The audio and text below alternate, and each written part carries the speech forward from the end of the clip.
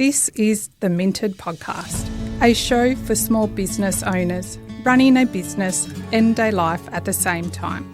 Every day, I get to work with people just like you.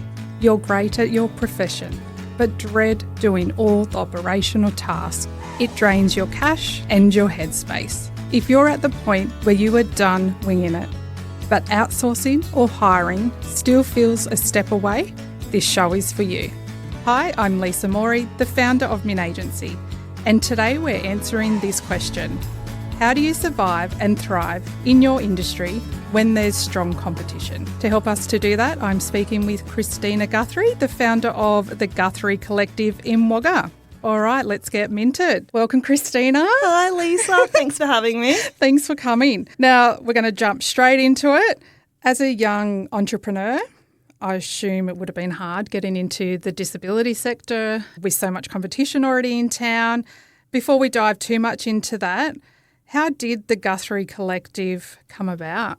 So working in the industry for over 10 years now, I had seen what life was like prior to the NDIS, and then I saw the rollout, and it was very much a business model. It was, the providers were starting to look at bums on seats. It was quantity over quality, and it just really didn't sit well with me. I then went into another position at another company, and my role was having meetings with families. So I was having first-hand meetings, working out what's working, what's not, why plans weren't being utilised, why was there too much spending being done within the plan. And I was exposed to the gaps and what needed to change within the industry. And I knew that I could do that. And the whole Guthrie Collective, so obviously that's come about from your surname.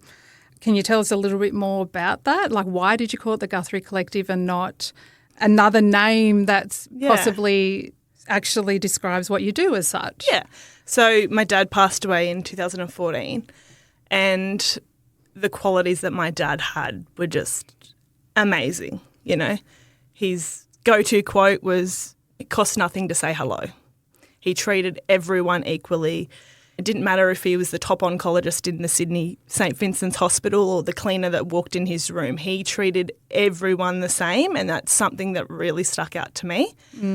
So I guess I was like, you know what, I'm going to call it the Guthrie Collective, and our values are in line with Dad's values and his qualities.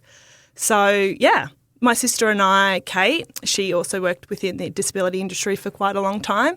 We went from there, and I was like, let's create the team based on my dad. Yeah, like a legacy to him. Yeah, beautiful. So if we go back to when you said there was some gaps and you were speaking to like participants' families, what were you hearing from them that was different to what you felt was being provided? Yeah, I guess there was a lot of participants within the region that might have went to a mainstream school and they were getting through schooling quite okay.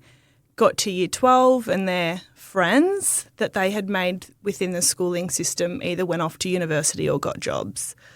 So there was a large amount of people that after schooling became extremely socially isolated because there was day centres or day programs, they call them, within the industry. They weren't suited to these particular participants. Maybe families thought that cognitively it wasn't just on the same level.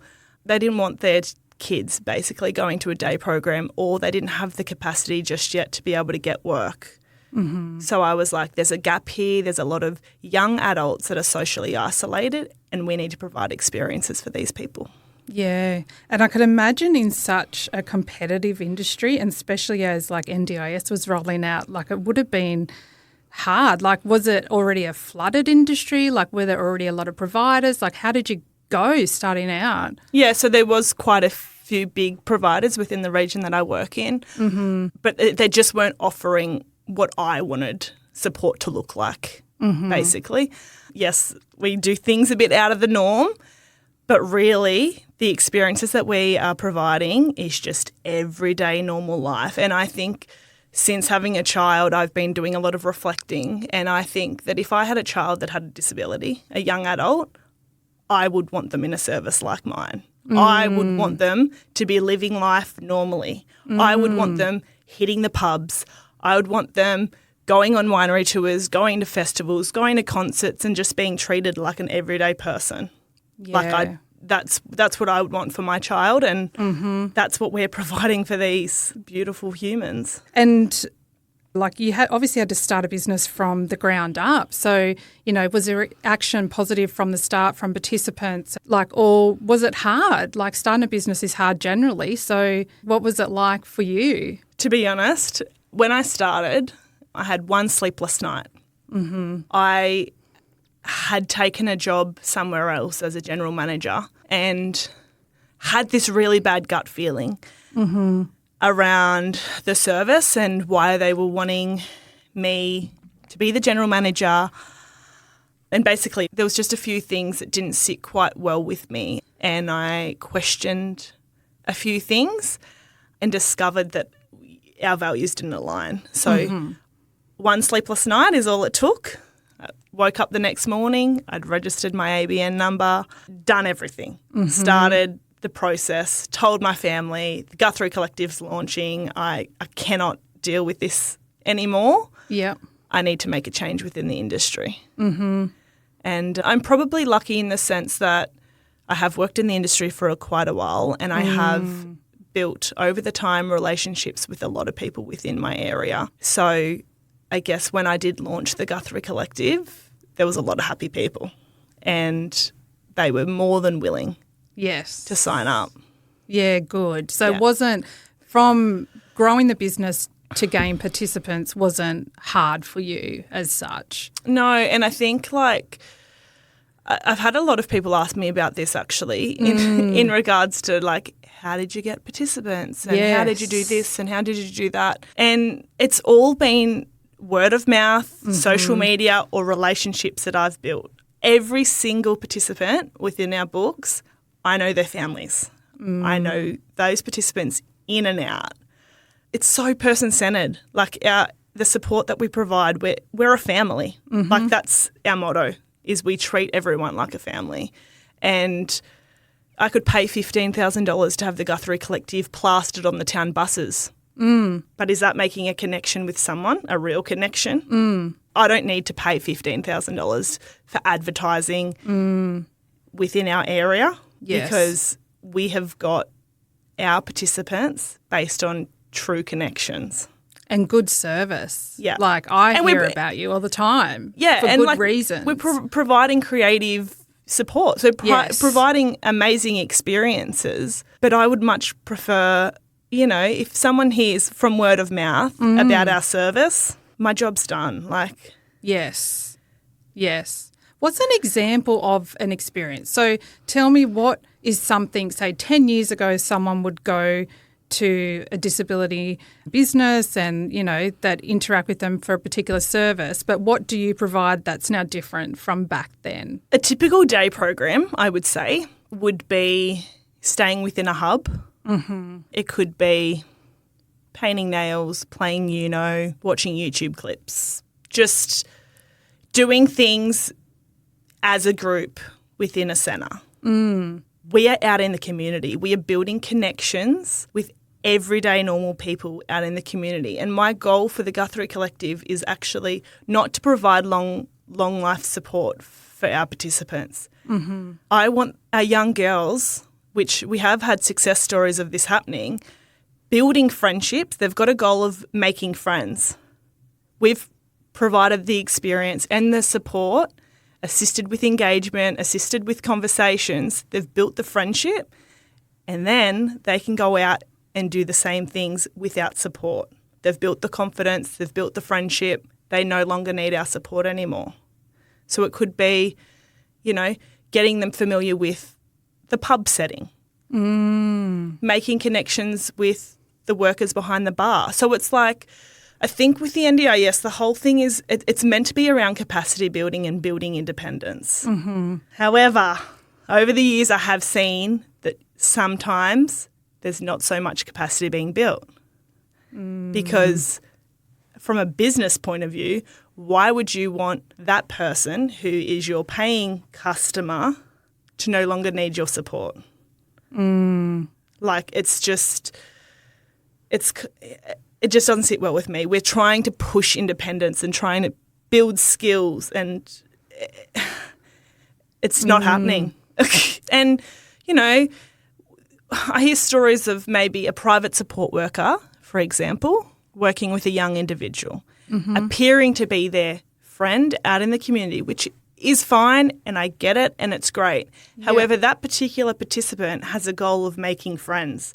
How is that person going to make a friendship when they're just out in the community with a paid support worker accessing the community? Is that support worker still going to be hanging around if they're not getting paid? So, like, for me, that there's no goal being achieved there. There's, you know, I've created social groups based off age so that people can make realistic friendships with like-minded people. Yes. Like, it's not in day programs over the years, what I've seen is maybe like an 18-year-old participant that might be non-verbal and she's put into a group with a 60-year-old man. What do they have in common? Nothing. They're not making friends. That's not a realistic friendship. Yes. So instead, I created social groups based off age. And we do age-appropriate experiences for each age group. That's my goal, and that's what we're doing. We are just basically a social calendar. It is. Yeah. It's like catching up with your friends. Yeah. Rather than being a carer, paid to care for someone or babysit someone or whatever way you want to look at it, it's like you're being their friend, which I suppose you still get paid for, but you're doing stuff that you love doing, that everyday people love doing, like going to concerts, and like I follow you on socials, and oh my God, like they're really experiencing everyday life. Yeah. And instead of the friend thing, I'd like to think that I've created like a sisterhood and a brotherhood. Yes. Like we're just like an older sister. We give advice, we give support, we have fun, we're on the dance floor with you, you're not on the sideline. Yes. Like we are grooving with you. Yes. I've also got another policy that some people might not like, but we don't wear T-shirts or lanyards or anything that identifies the team as a support worker. We support a lot of people that have what's called a hidden disability. So visually, you might not know that that person has a disability. And no one needs to know. Like some of these people that we support went through mainstream schooling, and it can be so degrading to be out in the community walking next to someone that's wearing a T-shirt, that's in a bright coloured shirt, that's red flagging that that person has a disability and that person's being supported. It wouldn't be a nice feeling, and I do get frustrated by it because it's meant to be about integration into the community, right? NDIS. That's not integration. Yeah, it's making them stand out. It's making them stand out. You know, you could go to a community event and it's like pick the disability group. Yeah. Whereas what I am pushing for is just blending within the community. People don't need to know who we are.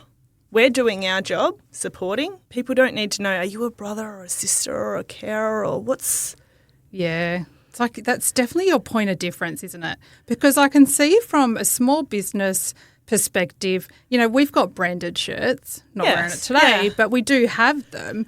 And you think, well, that's a good marketing and advertising for your business when you're out in the community and people go, oh, wow, like they exist and they're with all these people. Like you can see how from a marketing point of view it makes sense.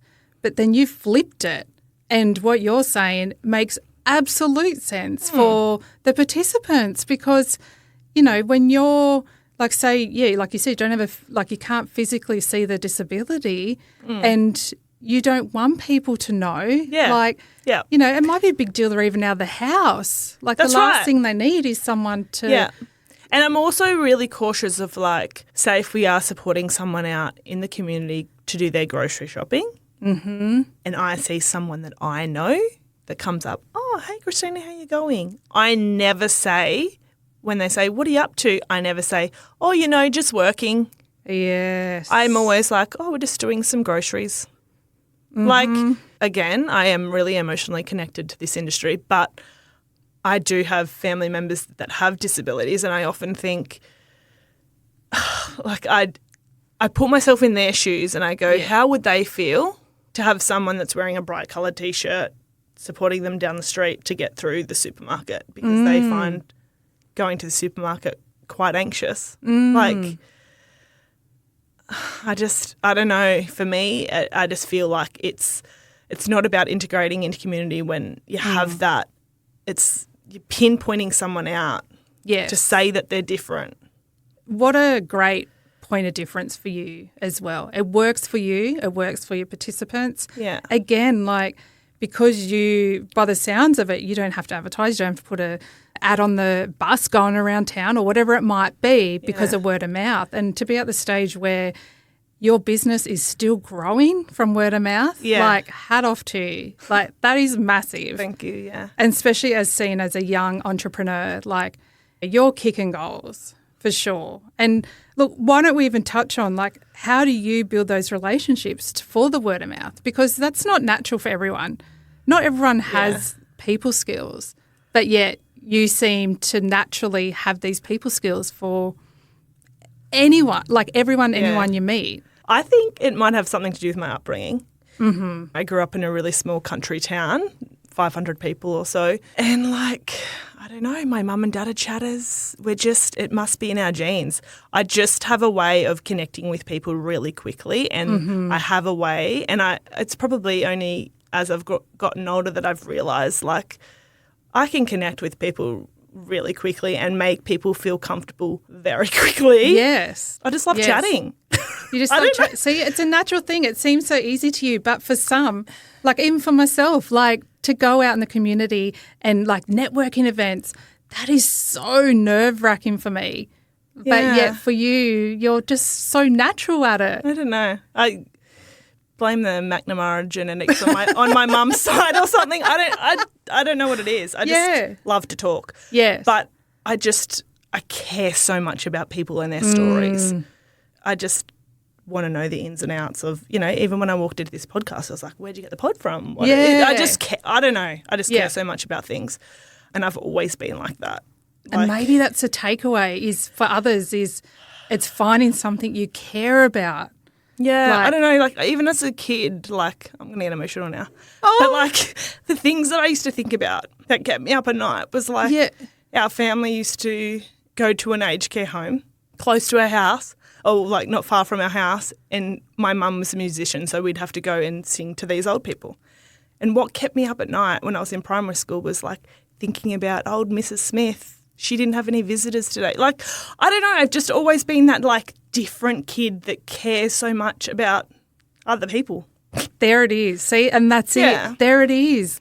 For these people trying to start a business and they're going, the NDIS industry, disability industry, whatever you want to call it, can sometimes look like a wealthy industry. This is another thing. Yeah. So, you think, but are you in it for the right reasons? And this is a perfect example of, a true entrepreneur or small business owner who, when you find what you're passionate about and your way, like leaving a legacy, I suppose, you're like, what do I want to achieve on earth while I'm here? What legacy 100%. Do I want to leave? And I think, like, the media does portray the NDIS in such a bad light. But again, like, you watch the news, the 6 o'clock news, and about 90% of the stuff that's on the news is all negative stuff. I'm in a position where I'm actually able to see the positive side of the NDIS.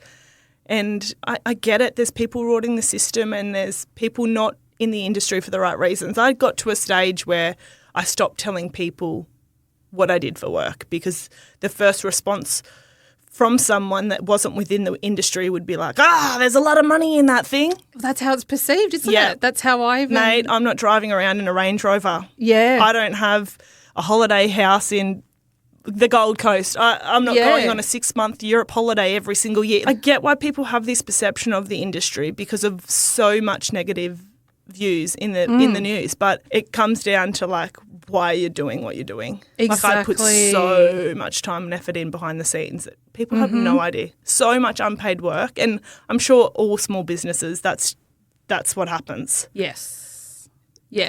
For the ethical, or I shouldn't just say that. There are people that they hit gold mine. They do. They hit they're in the right industry that can make money, and, you know, you can justify the return on investment by charging clients or customers There are those exceptions, but there's also, But I think, like, with the NDIS, like, it comes down to, like, say, billable hours, right? Yes. So face-to-face support, the admin side of it. And maybe that's why no one else is really mimicking or doing what we're doing, because there's a hell of a lot of work involved. And for another service to do what we're doing, they would have to pay someone to do what I do within my business. Yes. And they would be like, that's not profitable. Yeah. I'm not looking at the profit. I'm looking at the experiences it's giving everyone. Mm-hmm. And that, you know, so that just shows... if people are wanting advice on how to make great profit, don't listen to this podcast from me. I just, you know, I'm doing it because I love the industry and I care so much about people. Look, and that is the difference too about having a job and then having a business. Like, you know, having something that you want to get up to every single day that you're passionate about, and that shows, like, in the community and the people you deal with. Yeah, you've really got to love what you do. Yes. Like, you've got to lead with the heart, because it does. It consumes your life. Like, your work is a lot of your life. Like, you've got to really love what you do. And I think on those bad days, I reflect, and I do. I need to remind myself, why is it we do what we do? Mm-hmm. And then I'll get these text messages come through on my work phone, and it will be from participants saying, when's the next calendar coming out? You know, and I'm dealing with young people that have intellectual disabilities, and it could be 17 messages I'm receiving from that one person saying, I can't wait for the next events. When's this? When's that? And I go, this is why I'm doing what we're doing, because people rely on our service so much. Yes. Like, it's amazing. Yeah, it is. And again, hat off to you and your team, everyone behind you. Now, there's got to be hard days. Like, you know, like you're talking about how much you love it, but business is hard. Oh, yeah, it's got to be hard days. It is hard. And, you know, sometimes I have those moments and go, that's why people do a 9-to-5 job that's, you know, gets their super paid for and has sick leave and, you know, can leave work at the door and walk out. I get that. Yes. But when I started the business, I think I was at a time in my life that the job role that I was in, I knew everything. It got to the stage where my team members were coming to me and I was like a dictionary. People were coming to me for an answer and it would just roll off my tongue, and I knew everything about the NDIS and I knew everything about that, and I went, I'm not being challenged here anymore. I was chasing change. I was chasing for something more, and so then that's why I was like, you know what? I'm going to start my own business. Like, what could be harder? Everyone thought I was like, oh my God, you were crazy. And, you know, a lot of my teammates in that job had kids. Yes. Now that I have a child, I'm like, I get it. I get why they just went to work 9 to 5 and left. Like, I completely get it. Okay, you're a mum, you understand. The mental load of being a mum, right? And I've had a whinge a lot to people about this, so sorry about that. But it's like we're pushing for mums to be workers and blah, blah, you know. Yes. We've pushed over the years for like equality and can work and mums can do this and mums can do that. But we've actually created more work for ourselves. Oh, 100%. I was saying this to my husband the other day. I was like, I've done it to myself. Like, I've wanted this, but then there's nothing from the mental mum load or just like everyday mum life that's been taken off me. So I'm like literally some days doing it all. Yes. And I'm like, I've done this to myself, and I understand that. But in saying that, I also think that work kept me sane. And I am that idiot, if I'm allowed to say that word. I was in my labour up on my laptop. Christina! I was on the phone call. Epidural went in. Hello. On the phone to a client's mum. That was me. No. But it actually kept me sane. Like, I feel like I had my child I was not so fully absorbed about every milestone that he wasn't reaching and every little thing, and he made this noise at nighttime, and that my brain was not like I had more to think about than just my kid. Yes. I was fortunate enough not to experience postnatal anxiety or depression, and I think I have my work to thank me for that. Yes. I remember going to a doctor's appointment at a mums and bubs group, and the doctor had said, righto everyone, let's get the Google searches up and we'll go through what you've researched. And I'm like, oh my gosh, you do not want to see my Google search. It's like, what celebrity, why did this celebrity break up with this celebrity, or how many kilometres does it take to, like, it was just random thoughts. And I'm like, you don't want to see my Google search. Whereas everyone else within my mums and bubs group, it was like, why is my baby doing this? Why is my baby doing that? Like, I wasn't having all that because I still had other things to focus on. Yeah. I don't know. There's obviously positives with having a business and a young child, but there's also, it comes a lot. My son has had quite a few lengthy stays in hospital in the last 15 months. So it's just like, my husband's a business owner too. Managing that, we don't have sick leave. We don't can't turn off. You can't switch off. But you have to at some stage, don't you? Like, you have to. Like, do you ever get to a point where you're just exhausted? Like, do you go and then read a book or go for a walk, or do you have a punching bag? Like, do you have any outlet? Oh, you don't, do you? I do, but I just think my brain is constantly – there's definitely probably a undiagnosed ADHD thing going on, but my brain is like just constantly like thinking of like the next thing we can do for work, and like I just am so passionate about it, and I love it that I'm just like, oh my gosh. If I go in a sauna – I think finding that's been really good because, like, I can't really take my phone in there. It overheats. Oh, you've tried? And it's, like, forced switch off. Yes. That's probably been the only thing that I've probably found that's been, like, really, I get a little 20-minute. How many times have you done that in the past 10 years? Once? No, a few times. Like, I don't know. Yeah. Work is, like, a really great outlet for me, though. So, like, I can switch off mum life a little bit. I can leave the hospital. It's obviously not stressful for you because you're just so in love with it and passionate about it that – because often for business owners, you pick a business you're passionate about and, as I say, great on the tools. But when it comes to the running of the business, that's when people get exhausted. Like they don't do the invoicing, they don't do the reconciling, they don't do social media. They just let it all go because they're exhausted. But you clearly – don't get to that point. No, I do. Like, it comes to, like, quarterly BAS and quarterly super and stuff, and you're like, I need to be up to date with my invoicing so I've got, a good cash flow for then. There's those moments. But I, like, hyper-fixate on work. Like, if I'm under pressure, that's when I work the best. Like, I'm a hustler. Yeah. I love just... Dog with a bone. Love getting it done. We need more Christinas in the world, don't we? Like I get, like, say, like reconciling. My husband's reconciling, for example. I go on his Xero and I'm like, oh, that gives me anxiety. Like, there's too much. I love logging on every day, clearing all the, like, I just love being on top of it because otherwise if things build up, then that's when it's just like, whew. So obviously organised, very proactive, which is fantastic. Yeah. That's a good little trait to have, or big trait to have.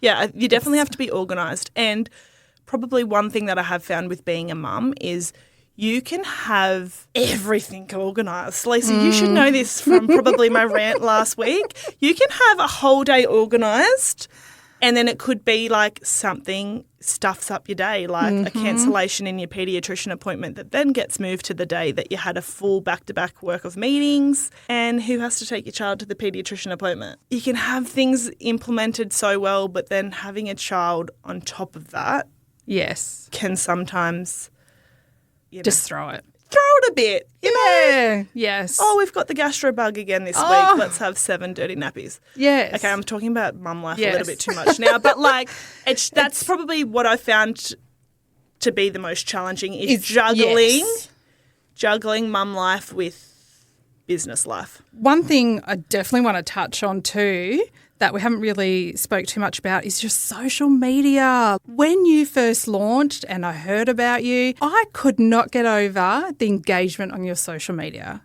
Yeah. How do you do it? Like why and how has it taken off so much? Yeah, I think one thing that I do love is people coming up to us in the community and saying, oh my gosh, I've seen you on socials, or oh my gosh, we were at the event that you were at and we saw you, but we didn't know it was the Guthrie Collective. That to me is like success. If you saw us at an event having so much fun, but you didn't realise it was the Guthrie Collective, then my job is done, because that meant that we blended in within the community. Like, I just love that. I think for me, social media is I would love for someone to go onto our socials and instantly feel happy and go, oh my goodness, these people are living their best lives. I want the person to view our socials and just go, oh my gosh, this is amazing. This is what like life is living. Like life is worth, what's the saying?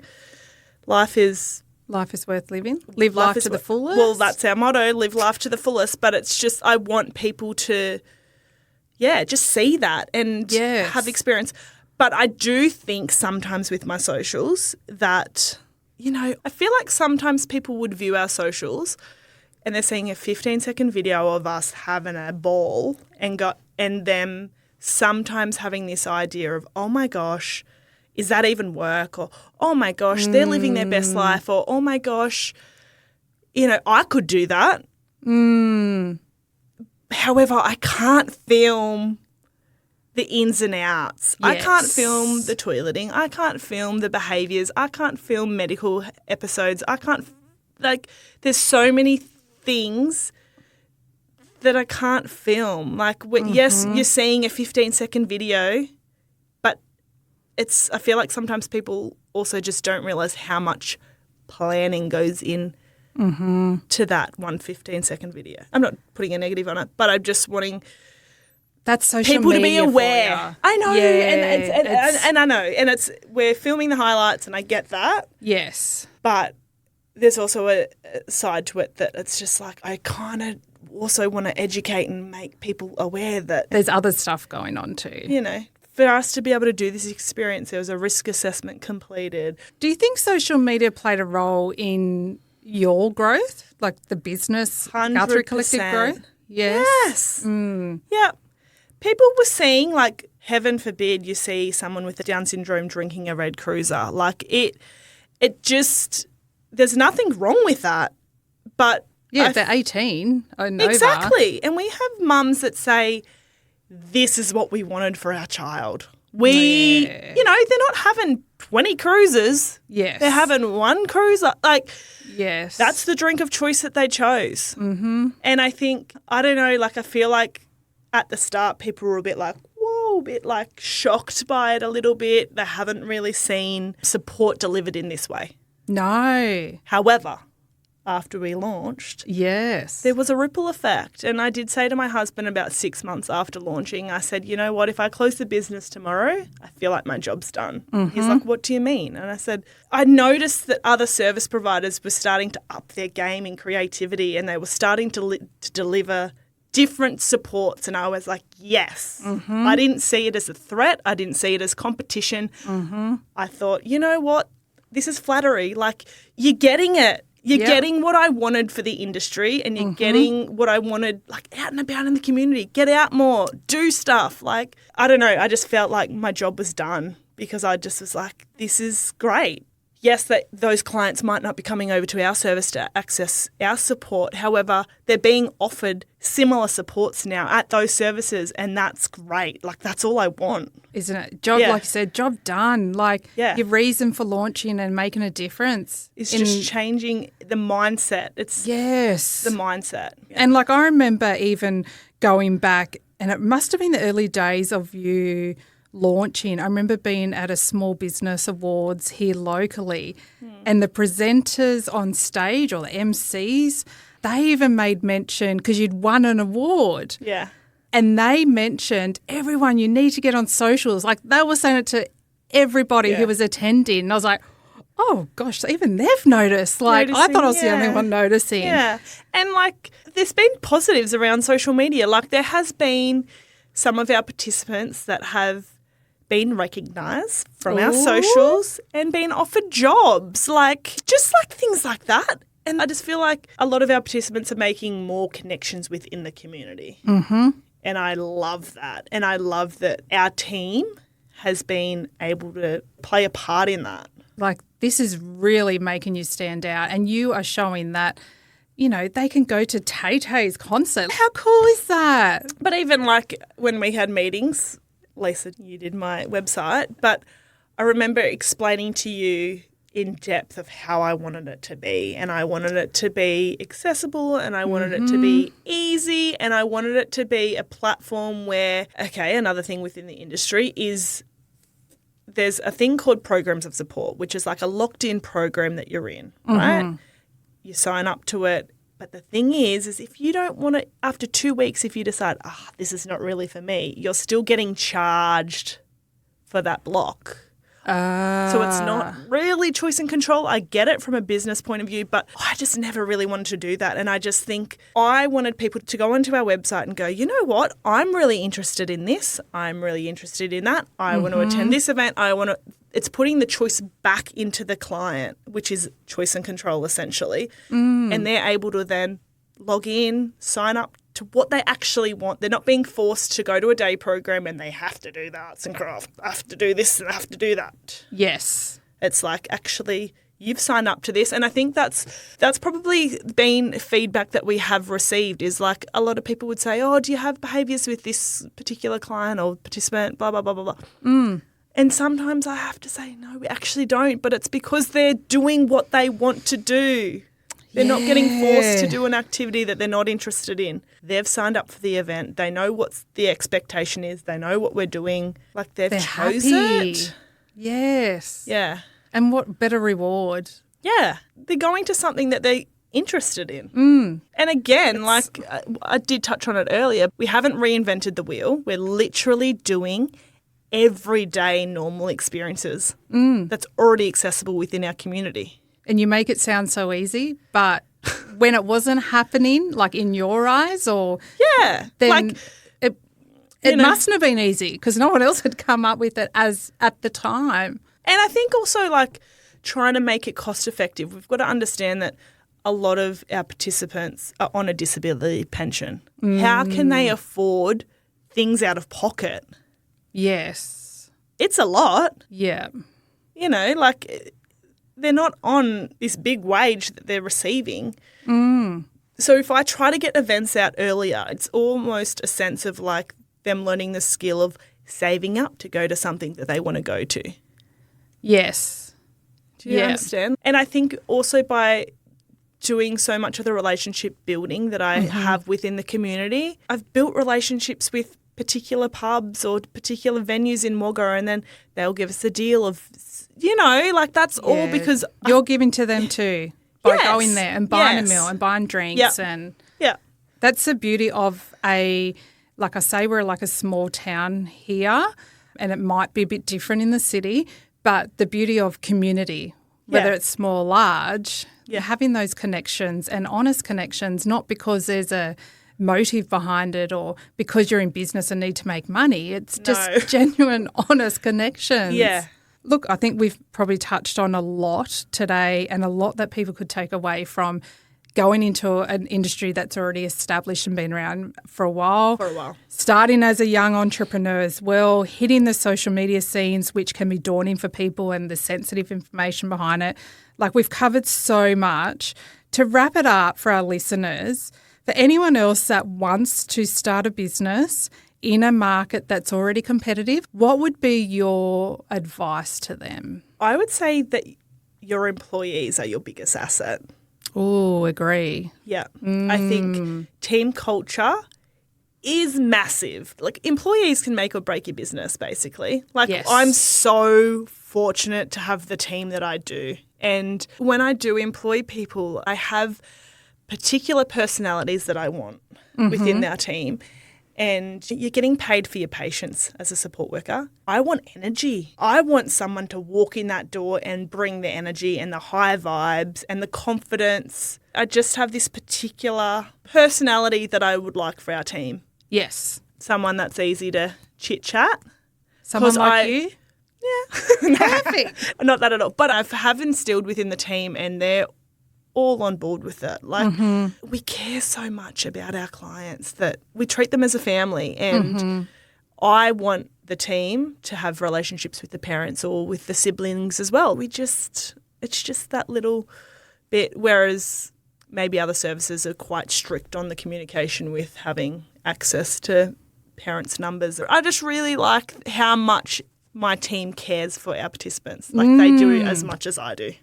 Yeah, and perfect. They're basically versions of you. Yeah. By the sounds of it, which works. All the good parts, of course. Hopefully. I don't know. It works. Whatever you're doing, it works. High vibes is definitely a big thing, and being able to leave your at the door before coming into work. You got to fake it till you make it, basically, and like it's the ripple effect. Participants feed off your energy. So if you're in a high vibe, it's going to bring the good vibes. That's my tip. Yeah, fantastic. And funny you say that because that works and for your industry and your business. But then you've got the other side where our other guest, a couple of them has said, you know, we don't have that leave it at the door because we're family. If you're having a bad day, tell us. Yeah. But very interesting you say that because that doesn't work for everyone. Clearly, you guys can't go in with having a bad day because if they read off your energy. I'm happy for the team to come vent away to me. That's probably what I would say is that your team is your biggest asset. And also I don't like to think as myself as a manager as such. Like we're all a team. I'm a support worker. When people ask me what I do for work, I tell them I'm a support worker because I support as well and I do exactly the same as everyone else within our team. It's just that I also do HR and payroll and social media and all the other behind the scenes stuff of the business. But you quite often do hear within the industry like, oh, you're just a support worker. Just? Yeah. Let's drop that please, because support workers change lives. Exactly. Yeah. What a great way to finish. We're going to put links to your website that was beautifully built and to your social media. Thank you so much. If you would like some more tips on how to help you in your small business, visit the link in the show notes to sign up to our newsletter. Until next time, stay fresh and stay kind.